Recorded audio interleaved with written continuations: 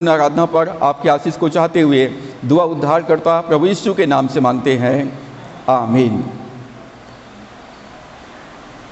मसीह में प्रकाश भाग 31 in Christ revelation part 31 की शिक्षा आज हम प्राप्त करेंगे और इसके अंतर्गत हम सीखेंगे डिवाइन एक्सचेंज, दैवीय आदान प्रदान, दैवीय आदान प्रदान। और रोमियो 8 अध्याय 14 पद में हमने पढ़ा, जितने लोग परमेश्वर के आत्मा के चलाए चलते हैं वे ही परमेश्वर के पुत्र हैं। जितने लोग आत्मा के चलाए चलते हैं वे परमेश्वर के पुत्र हैं। आप क्रिश्चियन होने के बाद भी, मसीह विश्वासी होने के बाद भी आप यदि आत्मा के अनुसार चलते हैं तो परमेश्वर के पुत्र हैं, और यदि आत्मा के अनुसार नहीं चलते हैं तो किसके पुत्र हैं? किसके पुत्र हैं? शैतान के पुत्र हैं। आप क्रिश्चियन हैं, मसीही हैं, विश्वासी हैं, और यदि आप आत्मा के चलाए नहीं चलते हैं तो आप परमेश्वर के पुत्र नहीं हैं। लोग सोचते हैं कि हम तो ईसाई घर में पैदा हुए हैं, हम तो मसीह विश्वासी हैं, बपतिस्मा लेकर चर्च में हम दाहिने हाथ की संगति प्राप्त कर लिए हैं, और यदि उसके बाद यदि आप आत्मा के चलाए नहीं चलते हैं तो आप परमेश्वर के पुत्र नहीं हैं। ये बाइबल कहती है। जितने लोग परमेश्वर की आत्मा के चलाए चलते हैं केवल वही लोग परमेश्वर के संतान हैं, और जो लोग शरीर के अनुसार चलते हैं या आत्मा के अनुसार नहीं चलते हैं वे किसके पुत्र हैं? वो शैतान के पुत्र हैं। और ये बातें मैं नहीं कह रहा हूँ, ये बातें स्वयं प्रभु यीशु मसीह ने कहा यूहन्ना 8 अध्याय के 44 पद में।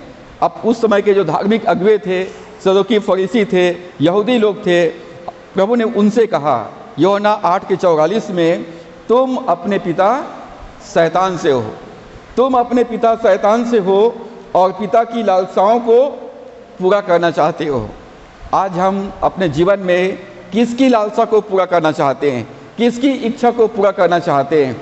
यदि हम अपने जीवन में परमेश्वर की इच्छा पूरा करना चाहते हैं तो हम आत्मा के चलाए चलने का निर्णय लेते हैं, और यदि हम शरीर की लालसाओं को पूरा करने में लगे रहते हैं तो शरीर की लालसा, आंखों की अभिलाषा, ये सब शैतान की ओर से है।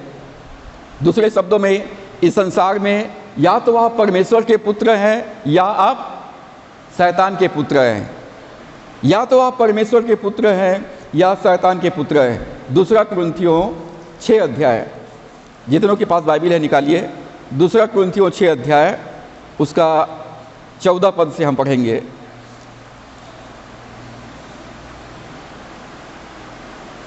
दूसरा कुरिन्थियों 6 अध्याय और उसके 14 पद में लिखा है, अविश्वासियों के साथ असमान जुए में न जुतो, क्योंकि धार्मिकता और अधर्म का क्या मेलजोल, या ज्योति और अंधकार की क्या संगति, और मसीह का बलियाल के साथ क्या लगाव, या विश्वासी के साथ अविश्वासी का क्या नाता, और मूर्तियों के साथ परमेश्वर के मंदिर का क्या संबंध। तो यहाँ पर हम पाते हैं कि दो प्रकार के समूह है, एक विश्वासी है और दूसरा अविश्वासी है। एक धर्मी है और दूसरा अधर्मी है। एक ज्योति में है और दूसरा अंधकार में है। एक मसीह में है और दूसरा शैतान के साथ में है। तो आप किस समूह में है इसका आकलन आप अपने आप को कर सकते हैं। पौलुस प्रेरित जो है यहाँ पर कहता है कि अविश्वासियों के साथ असमान जुए में ना जुतो। यदि एक आपकी संगति अविश्वासी व्यक्ति के साथ में है तो निश्चित रूप से उसका गुण, उसका स्वभाव आपके अंदर में आएगा। यदि आप एक अधर्मी व्यक्ति के साथ संगति रखते हैं तो उसकी अधर्मीपन आपके जीवन में आएगा। यदि आप संसार के साथ संगति रखते हैं तो संसार के गुण आपके अंदर में ऑटोमेटिक आ जाएगा। प्रभु कहता है कि पवित्र आत्मा पौलुस के माध्यम से हमसे कहता है, अविश्वासियों के साथ असमान जुए में ना जुतो। मतलब हमारी संगति विश्वासियों के साथ होना बहुत जरूरी है।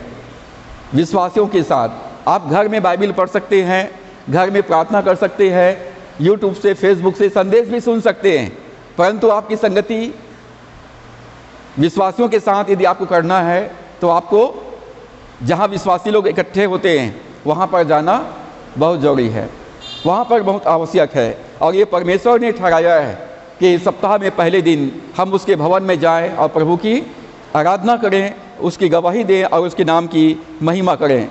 दो परिवार है, एक प्रभु यीशु मसीह का परिवार और दूसरा शैतान का परिवार। एक अंधकार में है और दूसरा ज्योति में है। एक धर्मी परिवार है और दूसरा अधर्मी परिवार है। पहला थिस्सलुनीकियों 5वां अध्याय 5 पद। पहला थिस्सलुनीकियों 5वां अध्याय 5वां पद।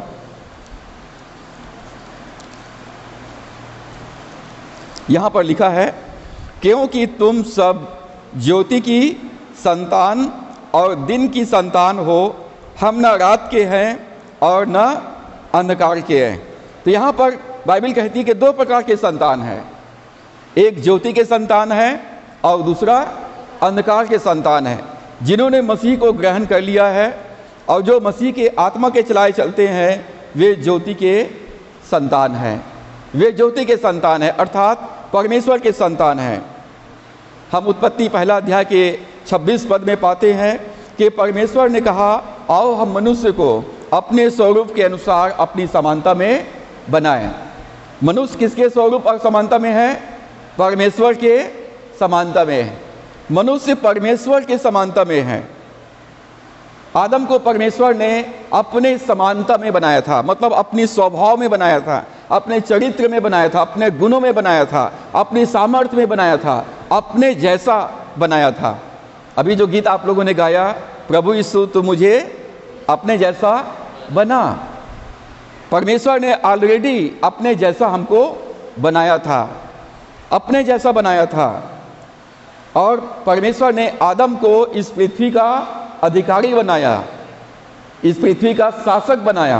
प्रभु ने आदम से कहा, इस पृथ्वी पर तुम रहो, यहाँ काम करो और इसकी रक्षा करो। परंतु आदम ने परमेश्वर के आत्मा के चलाए नहीं चला, परमेश्वर के वचन के अनुसार नहीं चला। आदम परमेश्वर के आज्ञा का पालन नहीं किया और इसलिए वो शैतान का गुलाम बन गया। और आदम किसके जैसा बन गया? शैतान के जैसा बन गया, शैतान के समानता में हो गया, शैतान का गुण उसके अंदर में आ गया, शैतान का स्वभाव, शैतान के सारे उनके गुण जो है मनुष्य जाति के अंदर में आ गया। आदम के अंदर शैतान का स्वभाव आ गया और इसलिए बाइबल रोमियो 3:23 में कहती है कि सबने पाप किया है, सबने पाप किया है। लोग पूछते हैं, भाई हमने क्या पाप किया जिससे मुझे इतना पनिशमेंट मिल रहा है? तो आपके जो आदि माता पिता है उन्होंने पाप किया और आप उसके समानता में पैदा हुए हैं। दाऊद भजन 51 में कहता है कि देख मैं माता के गर्भ में पाप के साथ पैदा हुआ। आप पाप में पैदा हुए, आदम के समानता में पैदा हुए और आप अंधकार में पैदा हुए, एक अधर्मी परिवार में पैदा हुए, आदम के परिवार में पैदा हुए। और इसलिए अब आपको ज्योति में आने की आवश्यकता है, आपको परमेश्वर की समानता में फिर से होने की आवश्यकता है। और इसीलिए गीतकार ने वो गीत की रचना किया कि प्रभु यीशु तू मुझे अपना जैसा बना। यदि आप प्रभु यीशु मसीह को अपना जीवन का उद्धार करता प्रभु ग्रहण करते हैं, अपना जीवन प्रभु को सौंप देते हैं और आत्मा के अनुसार चलने का निर्णय लेते हैं, तो आप प्रभु यीशु मसीह के समान हो जाते हैं, प्रभु यीशु मसीह के समानता में हो जाते हैं। और प्रभु यीशु मसीह के समान यदि आप हैं तो जो काम प्रभु यीशु मसीह ने किया वही काम आप भी करने लगेंगे। प्रभु यीशु मसीह ने कहा, मैं वही बोलता हूँ जो मैं अपने पिता को बोलते सुनता हूँ। जो मेरा कार्य है, जो काम मैं करता हूँ, वो मेरा कार्य नहीं परंतु मेरे पिता का कार्य है। यदि आप ज्योति के संतान हैं, यदि आप परमेश्वर के संतान हैं, तो आप परमेश्वर का काम करेंगे, चाहे आप कोई भी क्यों ना हो, चाहे आप कहीं पर भी क्यों ना रहें। यदि आप परमेश्वर की संतान हैं तो परमेश्वर का काम हर हाल में, हर परिस्थिति में, चाहे आपको दुख उठाना पड़े, चाहे आपको निंदा या अपमानित होना पड़े, आप पिता का काम करते रहेंगे। यदि आप परमेश्वर के आत्मा के चलाए चल रहे हैं, आप परमेश्वर के समान हैं, तो निश्चित रूप से परमेश्वर का काम करेंगे। प्रभु यीशु मसीह ने कहा, मैं इसलिए आया हूँ कि वे जीवन पाए और बहुतायत का जीवन पाए। जो जीवन आदम ने खो दिया था उस जीवन को प्रभु यीशु मसीह हमको देने के लिए आया। और हम लोग आदम के मृत्यु से, पाप के गुलामी से छुटकारा प्राप्त करके हम परमेश्वर के जीवन में प्रवेश कर चुके हैं। हम मृत्यु से जीवन में आ गए हैं। दो राज्य है, एक अंधकार का राज्य है और दूसरा ज्योति का राज्य है। दो परिवार है, एक आदम का परिवार, दूसरा परमेश्वर का परिवार, प्रभु यीशु मसीह का परिवार। आदम के परिवार से हमारा उस समय हम निकलते हैं जब हम यीशु मसीह को अपना जीवन सौंप देते हैं। जब हम यीशु को अपना प्रभु ग्रहण करते हैं तो हम आदम के परिवार से निकलकर प्रभु यीशु मसीह के परिवार में आ जाते हैं, परमेश्वर के परिवार में आ जाते हैं और परमेश्वर हमको ग्रहण करता है। यूहन्ना पहला अध्याय के 12 पद में लिखा है, जितनों ने उसे ग्रहण किया उसको उसने परमेश्वर के संतान होने का अधिकार प्रदान किया। मुझको अधिकार मिल जाता है कि मैं परमेश्वर के परिवार में आ गया हूँ, तो परमेश्वर के परिवार में जो सामर्थ्य है, जो अधिकार है, जो आशीष है, मैं उसको इस्तेमाल कर सकूँ और पिता का काम करूँ। जब प्रभु यीशु मसीह कलवरी के क्रूस पर हमारे लिए बलिदान हुआ तो वहाँ पर बहुत सारे अदला बदली हुआ, आदान प्रदान हुआ, जिसको हम कहते हैं इंग्लिश में डिवाइन एक्सचेंज, दैवीय आदान प्रदान हुआ, अदला बदली हुआ। अदला बदला समझते हैं ना? जब आप सामान खरीदने के लिए जाते हैं, बोलते हैं 1 लीटर तेल दो, हम पैसा देते हैं, बदले में हमको सामान देता है, अदला बदली। और उसी प्रकार से हम किसी डॉक्टर के पास जाते हैं तो बोलते हैं हमारा इलाज करो, और बदले में हम उनको पैसा देते हैं, सेवा खरीदते हैं। तो एक प्रकार से क्रूस पर एक आदान प्रदान हुआ है, अदला बदली हुआ है। किसके साथ अदला बदली हुआ है? मनुष्य जाति के साथ और प्रभु यीशु मसीह के साथ। मनुष्य जाति के साथ और प्रभु यीशु मसीह के साथ में अदला बदली हो गया है। जब आप यीशु मसीह को ग्रहण करते हैं तो मेरे और आपके जीवन में एक बहुत बड़ा परिवर्तन आ जाता है।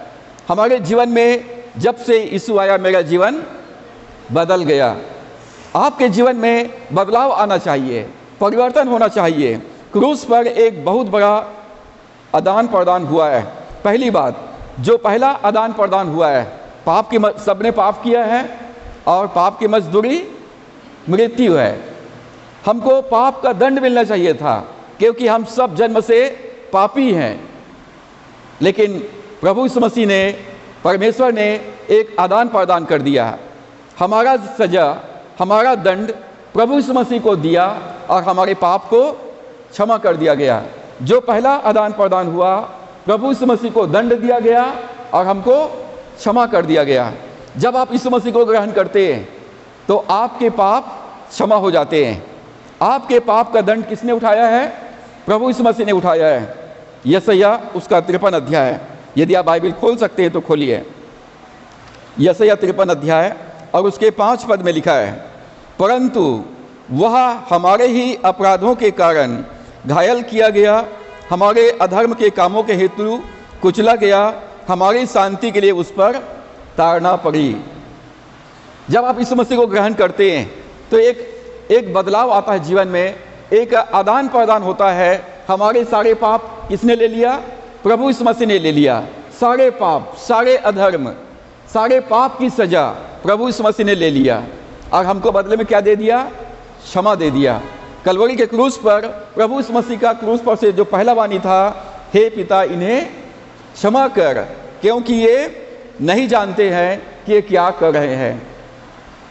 यदि आपके पाप क्षमा हो गए हैं तो उसके साथ साथ आपको परमेश्वर की पूरी आशीषें आपके भाग में, आपके हिस्से में आ जाता है। यदि आपके पाप क्षमा हो जाता है तो आपको चंगाई मिलता है, आपको भरपूरी मिलता है, आपको विजय मिलता है, आपको शांति मिलता है, आपको आनंद मिलता है और आपके जीवन में किसी बात की घटी नहीं होती है। भजन 32 के पहला पद में दाऊद कहता है, क्या ही धन्य वह जिसका पाप क्षमा किया गया और जिसका पाप ढांप दिया गया हो। यदि आपने यीशु को अपना जीवन सौंप दिया है और आप कहते हैं कि मैंने नया जन्म प्राप्त कर लिया, मैंने पापों की क्षमा प्राप्त कर लिया है, तो पापों की क्षमा के साथ ही साथ दूसरा चीज़ क्या मिलता है? आपको अधिकार मिलता है, पिता के परिवार में अधिकार मिलता है, आप उसकी संतान बन जाते हैं। आप यदि बीमार हैं तो आपको ईश्वरीय तंदुरुस्ती, डिवाइन हीलिंग ईश्वरीय तंदुरुस्ती मिल जाता है। आप हर परिस्थिति में, हर मौसम में आप चंगाई में चल सकते हैं, आपको भरपूरी मिलता है। दाऊद कहता कि जवान सिंह भूखे रह सकते हैं, उन्हें घटी हो सकती है, परंतु परमेश्वर की खोज करने वालों को और उसके भय मानने वालों को किसी भली वस्तु घटी नहीं होगी। दाऊद ने बड़े साहस के साथ इस बात को घोषणा करता है कि अब परमेश्वर मेरा पिता है, शैतान मेरा पिता नहीं है, परमेश्वर मेरा पिता है, वो मेरा राजा है, वो मेरा शासक है, और जिन वस्तुओं की मुझे आवश्यकता है वो मेरे जीवन में हमेशा उपलब्ध करा दिया जाता है। मुझे किसी बात की घटी नहीं है। आप डिक्लेयर कर सकते हैं, मैं परमेश्वर की संतान हूँ, मेरे पाप क्षमा किया गया है और मुझे तंदुरुस्ती प्रदान किया गया है, मुझे ईश्वरीय तंदुरुस्ती प्रदान किया है, मुझे भरपूरी दिया गया है, मुझे जयवंत किया गया है, मुझे विजय प्रदान किया गया है और मेरे जीवन में आनंद और शांति है। तो पहला जो एक्सचेंज हुआ है, जो दंड मुझे और आपको मिलना चाहिए था, वो दंड प्रभु यीशु मसीह ने उठा लिया और हमारे पाप क्षमा किए गए। अब तुम दोष मुक्त किए गए हो, तुम्हारे पाप क्षमा किए गए। प्रभु यीशु मसीह ने जब लोगों को उसके पास लाया गया तो प्रभु यीशु मसीह ने सिर्फ एक ही शब्द कहा। लकवे के मारे हुए व्यक्ति को, रोगी व्यक्ति को लाया गया तो प्रभु ने कहा, पुत्र तेरे पाप क्षमा हो गए, पुत्र तेरे पाप क्षमा हो गए। मतलब क्षमा हो गए मतलब तुम अब चंगे हो गए, तुम्हें तुम्हारे जीवन में भरपूरी तुम्हें दिया गया, तुम्हें आशीष दिया गया है। दूसरी बात जो आदान प्रदान हुआ, प्रभु यीशु मसीह हमारे लिए रोगी बना ताकि और हमको चंगाई तंदुरुस्ती दिया गया। जब आप यीशु मसीह के पास में आते हैं, उसके क्रूस के पास में आते हैं, जब यीशु को अपना प्रभु ग्रहण करते हैं तो वहाँ पर एक आदान प्रदान हुआ।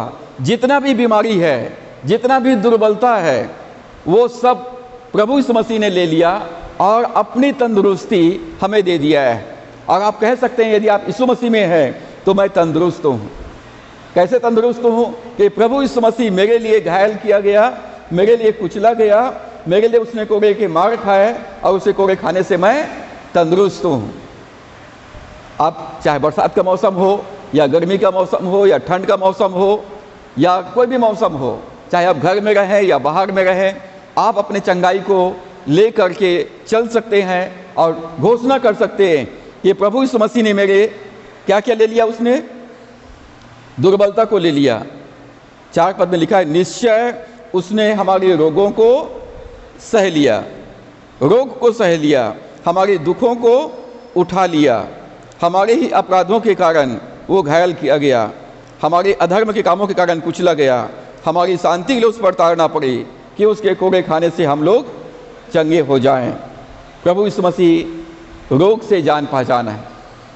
जितना भी प्रकार की बीमारी है, जितना भी महामारी है, जितना भी बीमारी है, उसको प्रभु यीशु मसीह जानता है। रोग से उसकी जान पहचान है। वो प्रभु यीशु मसीह रोगी बना ताकि हम लोग चंगाई प्राप्त कर लें, ताकि हम लोग चंगे हो जाएं।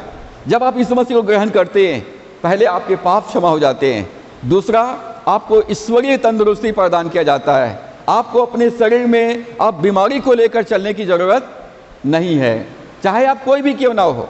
आपको किसी भी बीमारी को, किसी भी सर्दी खांसी को अपने शरीर में लेकर चलने की ज़रूरत नहीं है। हमारा आदान प्रदान हो गया है, डिवाइन एक्सचेंज हो गया है। प्रभु यीशु मसीह हमारी दुर्बलता को लिया, हमारी बीमारी को लिया, हमारे रोग को ले लिया और हमको अपनी तंदुरुस्ती प्रदान किया। तो अपनी तंदुरुस्ती कैसे देता है? वो वचन के द्वारा से, वचन के द्वारा से। जब हम उसके वचन पर विश्वास करते हैं और वचन को हम ग्रहण करते हैं अपने हृदय में, तो हमारी आत्मा को भोजन मिलता है और हमारी तंदुरुस्ती का वो कारण बन जाता है। पतरस कहता है कि उसी के मार खाने से तुम चंगे हुए। पहला पतरस 2:24 में लिखा है कि वो हमारे पापों के लिए क्रूस पर चढ़ गया और हमारे लिए उसने कोड़े के मार खाए ताकि उसी के कोड़े के मार खाने से तुम चंगे हुए। आप चंगे होने वाले नहीं हो, आप ऑलरेडी चंगे हो गए हो। आप ऑलरेडी चंगे हो गए हो।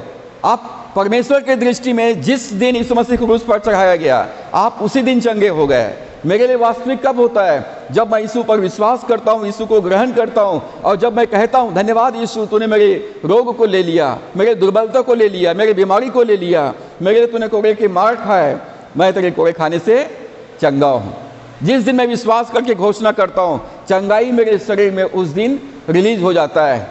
आप मसीह विश्वासी हैं तो पहली बात, आपके पाप क्षमा किया गया है, आपके पापों के लिए प्रभु यीशु मसीह को सजा दिया गया। दूसरा, प्रभु यीशु मसीह मेरे लिए, आपके लिए, सारे मानव जाति के लिए वो रोगी बना ताकि प्रभु यीशु मसीह में हम तंदुरुस्त रहें। आप रोज कह सकते हैं मैं चुस्त और तंदुरुस्त हूँ, मैं स्वस्थ हूँ। आप रोज सुबह जब उठते हैं तो परमेश्वर का धन्यवाद करें, धन्यवाद परमेश्वर, तेरे मार खाने से, तेरे कोड़े खाने से मैं तंदुरुस्त हूँ। आपको बीमारी को लेकर चलने की कोई ज़रूरत नहीं है। तीसरी बात, प्रभु यीशु मसीह हमारे लिए पाप बना ताकि हम लोग धर्मी बन जाएं। प्रभु यीशु मसीह को पापी ठहराया गया। प्रभु यीशु मसीह के ऊपर सारे पाप को लाद दिया गया ताकि हम लोग उसकी धार्मिकता को प्राप्त कर लें। दूसरा कुरिन्थियों 5 अध्याय 21 पद में लिखा है, जो पाप से अज्ञात था उसी को उसने हमारे लिए पाप ठहराया। प्रभु यीशु मसीह निर्दोष था, उसने कोई पाप नहीं किया था, परंतु परमेश्वर ने हमारे सारे पाप का बोझ प्रभु यीशु मसीह के ऊपर लाद दिया। वो पाप बन गया, वो पापी बन गया ताकि, और हमको निर्दोष घोषित कर दिया गया। अब तुम धर्मी हो। और भजन संहिता उसके 34 अध्याय में लिखा है कि परमेश्वर की आंखें धर्मियों पर लगी रहती है और उसके कान धर्मियों के प्रार्थना की ओर लगा रहता है। प्रभु यीशु मसीह में आप धर्मी हैं। याकूब कहता है कि धर्मी जन की प्रार्थना के प्रभाव से बहुत कुछ हो सकता है। जब आपने यीशु मसीह को ग्रहण कर लिया है तो आप आत्मा में धर्मी ठहराए गए और आपकी प्रार्थना के द्वारा से क्या हो सकता है? बहुत कुछ हो सकता है, बहुत कुछ हो सकता है। उदाहरण के लिए एलिया हमारे समान दुख सुख भोगी मनुष्य था, परंतु वो एक धर्मी व्यक्ति था और उसने गिड़गिड़ा कर प्रार्थना किया कि मेह न बरसे, और 3.5 साल तक इस्राएल देश में मेह नहीं बरसा और ओस नहीं गिरा। एलिया ने दोबारा प्रार्थना किया तो मेह बरसा और वर्षा हुआ। मतलब एलिया के प्रार्थना के द्वारा से वर्षा रुक गया, एलिया के प्रार्थना के द्वारा से वर्षा हुआ, बारिश हुआ। तो आपकी प्रार्थना के द्वारा से बहुत कुछ हो सकता है। आमीन। मेरे प्रार्थना के प्रभाव से, आपकी प्रार्थना के प्रभाव से, इवन छोटे बच्चे की प्रार्थना के प्रभाव से सब कुछ हो सकता है। मनुष्य से तो नहीं हो सकता है, लेकिन परमेश्वर से सब कुछ हो सकता है। और जो परमेश्वर पर विश्वास करता है उनके लिए सब कुछ हो सकता है। प्रभु यीशु मसीह ने कहा कि जो कुछ तुम प्रार्थना में विश्वास से मांगोगे वो सब तुम्हारे लिए हो जाएगा। जब कुछ समझ में नहीं आता है, आपको लगता है कि मेरी ताकत बहुत कम है, मेरा स्रोत बहुत कम है, तो आप घबराइए मत, निराश मत होइए। ऐसा लगता है कि दरवाजे पूरे बंद हैं, तो आप बिल्कुल निराश मत होइए। अपने कमरे में जाइए और घुटना टेकिए और एलिया के समान प्रार्थना कीजिए। एलिया कैसे प्रार्थना किया? कैसे प्रार्थना किया? गिड़गिड़ा कर प्रार्थना किया। हम लोग कब रोते गिड़गिड़ाते हैं? जब एकदम जरूरत रहता है, एकदम सख्त आवश्यकता है, और उसके लिए हम अपने आप को नम्र कर सकते हैं, हम दीन हो सकते हैं, हम रो सकते हैं, गिड़गिड़ा सकते हैं। प्रभु यीशु मसीह ने इसको कैसे सिखाया? 2 मित्र है और आधी रात का समय है, और एक मित्र के पास दूर से उसका मित्र आ गया और वो दिन भर से भूखा प्यासा चलते हुए आया है और उनके सामने रखने के लिए उनके पास कुछ भी नहीं है। लूका 11 अध्याय में पढ़ लेना। उनके सामने रखने के लिए उनके पास रोटी नहीं है, बनाने के लिए चावल नहीं है, आटा नहीं है, और वो उसका मित्र भूखा प्यासा आया है। तो वो अपने पड़ोसी मित्र के पास जाता है और पड़ोसी मित्र से कहता है कि भैया मुझे कितना रोटी दे? 2 रोटी दे दे, क्योंकि मेरे पास एक मित्र आया है और उसके सामने रखने के लिए मेरे पास कुछ भी नहीं है। तो वो भीतर से आवाज़ देता है, मुझे डिस्टर्ब मत कर, आधी रात का समय हो गया है, मेरे बच्चे मेरे आजू बाजू सोए हुए हैं और मैं उठकर तेरी मदद नहीं कर सकता हूँ। लेकिन वो हार मानने वाला नहीं है, वो अत्यंत आग्रह के साथ प्रार्थना करता है, भैया मेरे पास आटा नहीं है, मेरे पास तेल नहीं है, मेरे पास चावल नहीं है, मेरा गैस खत्म हो गया है, लकड़ी भी नहीं है, मैं खाना नहीं बना सकता हूँ, मुझे 2 रोटी दे दे। और वो लज्जा छोड़कर, मतलब लज्जा छोड़ के मांगना मतलब क्या होता है मालूम है? बेशरम बनकर प्रार्थना कर रहा है, एकदम से खुल के, हृदय से खुल के बोल रहा है, मेरे पास कुछ भी नहीं, मुझे सख्त जरूरत है। तेरे बिना मेरे मित्र भूखा मर जाएगा। और इसलिए वो पहले तो देना नहीं चाहता था, लेकिन फिर भी लज्जा छोड़कर मांगने के कारण से वो उठता है, दरवाज़ा खोलता है और जितनी उसकी आवश्यकता है उसको मदद करता है। लज्जा छोड़कर प्रार्थना करना, किसी तो लज्जा छोड़ के किससे प्रार्थना कर सकते हैं हम? केवल अपने बाप से कर सकते हैं, अपने पिता से कर सकते हैं, किसी और से नहीं कर सकते हैं। इज्जत का सवाल है कि वो किसी के सामने हाथ फैलाएं, अपने पिता से हाथ फैलाएंगे। और पिता ने हमको अधिकार दिया है, मांगो तुम्हें दिया जाएगा। तो मैं किसी मनुष्य के पास जाकर के क्यों अपनी समस्या को बताऊं, क्यों उससे मांगूं? जो भी प्रॉब्लम है, छोटा बड़ा प्रॉब्लम है, पिता से मांगो। और पिता सुन करके भी वो खामोश से उत्तर नहीं दे रहा है। कई बार हमारे बच्चे हमको बोलते हैं पापा ये चाहिए, पापा वो चाहिए, और हम चिटपोट नहीं करते हैं, कुछ भी जवाब नहीं देते हैं। सुन रहे हैं, दिमाग में है, सोच रहे हैं कि कैसे उसका उपाय करें। वो दोबारा फिर बोलते हैं पापा मुझे ये चाहिए, तब भी कोई जवाब नहीं देगा, काम कर रहे हैं, सोच रहे हैं कि इसका उपाय कैसे किया जाए। तीसरी बार बोलता है और तब हम बोलते हैं बेटा मैं वही सोच रहा हूँ कि तेरा जरूरत को कैसे पूरा करें, थोड़ा धीरज रखना भाई। और इसलिए प्रभु ने कहा मांगे आपने और आपकी प्रार्थना को उत्तर नहीं मिला, तो दूसरा काम क्या क्या है उसने? खटखटाओ तुम्हारे लिए खोला जाएगा। मतलब तब तक मांगते रहना है जब तक आपकी प्रार्थना का उत्तर मिल नहीं जाता है। मैंने कुछ कहा, आपने सुना कि नहीं सुना? तब भी जवाब नहीं दे रहे हैं, फिर पास में आते, खड़े हो जाते हैं। मैंने कुछ कहा आपसे, सुना कि नहीं सुना? सुन लिया भाई। और उसके नज़दीक आओ, मम्मी पापा कहाँ हैं? बोले उधर गए, जहाँ पापा है वहाँ चले गए खोजते हुए। पापा मैंने आपको कुछ बोला था, याद है कि नहीं है? बोले हाँ याद है ना, चलो मार्केट अब चलते हैं क्योंकि तुमको उसकी सख्त आवश्यकता है। लज्जा छोड़कर मांगना, अत्यंत आग्रह के साथ मांगना, नम्रता के साथ मांगना, गिड़गिड़ा कर मांगना। धर्मी जन की प्रार्थना, आप धर्मी हो, आप परमेश्वर के संतान हो, और आपकी प्रार्थना को परमेश्वर इनकार नहीं कर सकता है। क्यों नहीं कर सकता है? क्यों नहीं कर सकता है? क्योंकि आप उसके संतान हो।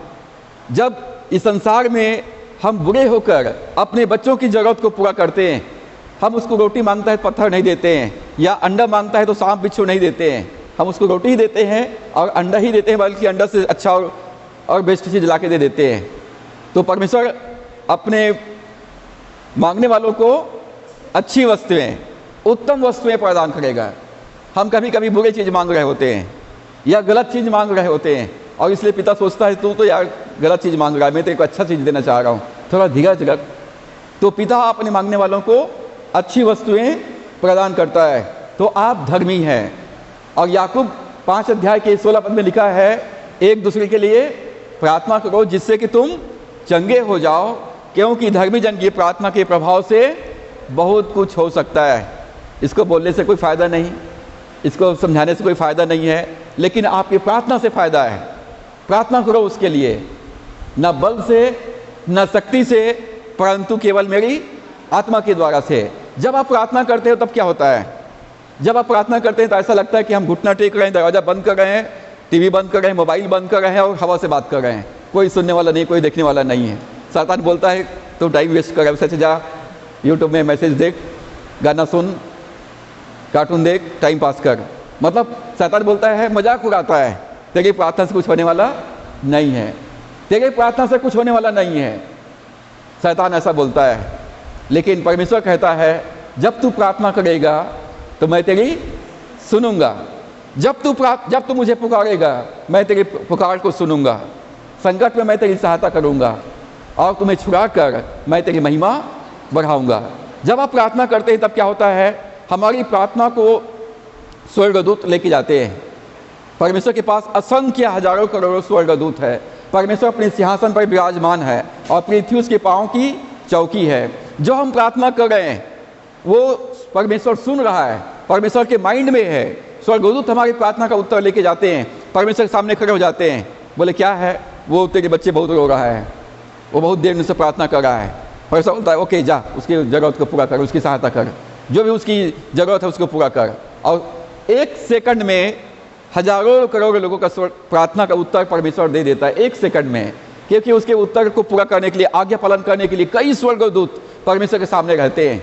परमेश्वर एक देखता है ओके जाओ, और उसका उत्तर लेकर के स्वर्गदूत आ जाते हैं। और स्वर्गदूत को आने में कितना देर लगता है?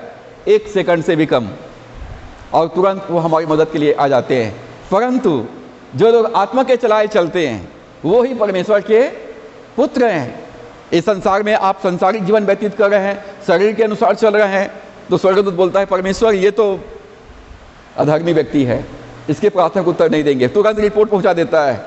पिता बोलता है ओके अभी रुक, जब तक वो पश्चाताप ना कर ले, जब तक वो अपना जीवन समर्पित ना कर ले, तब तक उसके अभी उसको वहीं पर रहना, नाश मत हो, वो देखते रहना, लेकिन थोड़ा उनको नम्र होना सीखना है। परमेश्वर हमको दुख की भट्टी से गुजरने देता है, निराशाओं से गुजरने देता है, चिंताओं से गुजरने देता है, अकेलेपन से गुजरने देता है, यहाँ तक कि बीमारी से गुजरने देता है, दुर्घटनाओं से गुजरने देता है। परमेश्वर इस संसार के सारे दुख, तकलीफ, क्लेश, उपद्रव से गुजरने देता है ताकि हम परमेश्वर को दिल से प्यार करें, परमेश्वर पर विश्वास करें, परमेश्वर पर निर्भर रहें और परमेश्वर की सेवा के लिए अपने आप को समर्पित कर दें। और इसलिए परमेश्वर रुका रहता है। तो आप जब यीशु मसीह को ग्रहण करते हैं, पहला आपका जो पाप है, आपके जो पाप की सजा है, वो प्रभु यीशु मसीह को दे दिया गया और आपको दोष मुक्त कर दिया गया, आपको क्षमा कर दिया गया और आपको पिता ने ग्रहण कर लिया कि ये मेरा संतान है। दूसरा, प्रभु यीशु मसीह रोगी किया गया, आपके लिए यीशु मसीह रोगी हुआ, 1 या 2 नहीं, सारे बीमारी को प्रभु यीशु मसीह के ऊपर डाल दिया गया और आपको ईश्वरीय तंदुरुस्ती, डिवाइन हेल्थ प्रदान कर दिया गया है। और तीसरा, प्रभु यीशु मसीह को पाप बना दिया गया। अब यीशु मसीह पापी है, वो फेलुअर है, वो असफल हो गया है। अब तुम यीशु मसीह में धर्मी हो, धर्मी हो, और धर्मी हो तो धर्मी जन की प्रार्थना, विश्वास की प्रार्थना खोलती है सारे बंधन को। आप सारे काम छोड़ दें, लेकिन प्रार्थना करना बिल्कुल मत छोड़िए। आप एक दूसरे से नाराज होते हैं, मुंह फुला लेते हैं, कोई बात नहीं, बात नहीं करना है मत करो, लेकिन परमेश्वर से बात करना मत छोड़िए, प्रार्थना करना मत छोड़िए। जब आप प्रार्थना करेंगे, आप बोलेंगे तो लोग मना कर देंगे, लेकिन परमेश्वर बोलेगा तो उसकी बात कौन नहीं मानेगा? जब परमेश्वर बोलेगा उसकी बात कौन नहीं मानेगा? और इसलिए परमेश्वर को कहें, परमेश्वर से बातें करें, और जब परमेश्वर अपने स्वर्गदूतों को आज्ञा देगा तो स्वर्गदूत हमारी सेवा के लिए उपस्थित होते हैं। वो दोषी ठहराया गया ताकि हम लोग धर्मी ठहरा दिए गए। प्रभु यीशु मसीह दोषी ठहराया गया, उसको मृत्यु दंड दिया गया। प्रभु यीशु मसीह को मृत्यु दंड दिया गया ताकि हम लोग इस संसार में धर्मी बनकर जीवन व्यतीत करें। चौथी बात, प्रभु यीशु मसीह हमारे लिए अधोलोक में गया, नरक में गया, और वो आग का जो झील है, मृत्यु का स्वाद, मृत्यु का टेस्ट प्रभु यीशु मसीह ने चखा ताकि हम लोग जीवन के भागी बन जाएं। इब्रानियों 2 अध्याय 9-10 में लिखा है, यीशु मसीह हर एक मनुष्य के लिए मृत्यु का स्वाद चखा, हर एक मनुष्य के लिए, हर एक मानव जाति के लिए प्रभु यीशु मसीह क्रूस पर अपना प्राण दिया और वो नरक में जाकर हमारे लिए मृत्यु का स्वाद चखा। अब यदि प्रभु यीशु मसीह को आपने ग्रहण कर लिया है तो एक बात कन्फर्म है कि हम नरक नहीं जाएंगे। क्यों नरक नहीं जाएंगे? क्योंकि यीशु मसीह मेरे लिए नरक गया था, मेरे लिए यीशु मसीह नरक में गया, अधोलोक में गया, और मेरे लिए उसने पूरा सजा को चुका दिया है। और यदि अब मैं इस संसार को छोड़ता हूँ तो मैं अपने पिता के घर में ही जाऊँगा, स्वर्ग में ही जाऊँगा। तो प्रभु यीशु मसीह ने हमारे लिए वो अधोलोक में गया ताकि हम लोग स्वर्ग जा सकें, हम लोग जीवन को प्राप्त कर सकें। और ये हम अपनी योग्यता के द्वारा से प्राप्त नहीं करते हैं। इफिसियों 2:8 में लिखा है, क्योंकि विश्वास के द्वारा अनुग्रह ही से तुम्हारा उद्धार हुआ है, और यह तुम्हारी ओर से नहीं वरन परमेश्वर का दान है। अब ये हम अपने कर्मों से इसको अर्जित नहीं कर सकते हैं, ये परमेश्वर का गिफ्ट है, अनंत जीवन। तो इसके लिए परमेश्वर का रोज़ धन्यवाद करना है। धन्यवाद प्रभु यीशु, तूने मेरे मृत्यु को अपने ऊपर लिया और मुझको अपना जीवन दिया, तूने मुझे जीवन दिया। तो जीवन दिया परमेश्वर ने, तो उसके लिए रोज उसका धन्यवाद करना है। यूहन्ना रचित सुसमाचार 8वां अध्याय निकालिए, यूहन्ना रचित सुसमाचार 8वां अध्याय 52 पद। यूहन्ना रचित सुसमाचार 8वां अध्याय 52 पद, यहाँ पर लिखा है, उसका दूसरे भाग को मैं पढ़ रहा हूँ। यदि कोई मेरे वचन पर चलेगा तो वह अनंत काल तक मृत्यु का स्वाद ना चखेगा। यहाँ पर शर्त लगा हुआ है, यदि वचन पर चलेगा। वचन आत्मा है, यदि कोई आत्मा के अनुसार चलता है, वचन के अनुसार चलता है, तो वो अनंत काल तक मृत्यु को ना देखेगा। उनके जीवन में भरपूरी रहेगी, जीवन की भरपूरी रहेगी, बहुतायत का जीवन रहेगा। जब हम यीशु मसीह को ग्रहण करते हैं तो पांचवी बात, प्रभु यीशु मसीह हमारे जीवन के सारे श्राप को ले लेता है और हमको आशीष दिया जाता है। प्रभु यीशु मसीह हमारे लिए श्रापित बन गया और हम लोग आशीषित हो गए, आशीषित बन गए। कुछ लोग जो है, उसके लिए एक शब्द है पनौती। पनौती का मतलब समझते हैं? मतलब उनके जो काम में वो हाथ लगाएगा उसमें निश्चय वो कुछ न कुछ गड़बड़ी होगा। और उसको दूसरा शब्द दिया जाता है मनहूस। मनहूस का मतलब यदि वो आ गया या उनके साथ आप मिल गए तो मतलब आपके साथ में निश्चय कुछ न कुछ अनहोनी घटना है, बुरा होना ही है। आ गया, सुबह सुबह मैंने किसका मुंह देख लिया, उसके मुंह देखने से शुभ नहीं होता है। मतलब ये ऐसा ही नहीं बोला गया है। पहले हम लोग वो मनहूस जैसे स्थिति में थे, पहले हम लोग पनौती जैसी स्थिति में थे, परंतु प्रभु यीशु मसीह ने हमारे जीवन के सारे अभागापन को, सारे श्राप को अपने ऊपर ले लिया और हम लोग आशीषित किए गए। अब आप कह सकते हैं मैं आशीषित हूँ, मेरे प्रभु की सहायता से निश्चय ही बनूंगा आशीषित। मैं उसके वचन का पालन करूंगा, उसके मार्गों पर चलता रहूंगा और आशीषित बना रहूंगा। सिंपल सा फार्मूला है। चाहे आप कोई भी क्यों ना हो, कोई भी क्यों ना हो, आप ये गीत को जो हमने गाया, मेरे प्रभु की सहायता से निश्चय ही मैं आशीषित बनूंगा, निश्चय आशीषित बनूंगा, उसके वचन के अनुसार चलूंगा और उसके मार्ग में बना रहूंगा, आशीषित बने रहेंगे। कैसे मालूम कि प्रभु यीशु मसीह मेरे लिए श्रापित हुआ? कैसे मालूम? गलतियों 3 अध्याय 13 पद निकालिए। गलतियों 3 अध्याय 13 और 14 पद। गलतियों 3 अध्याय 13 और 14 पद।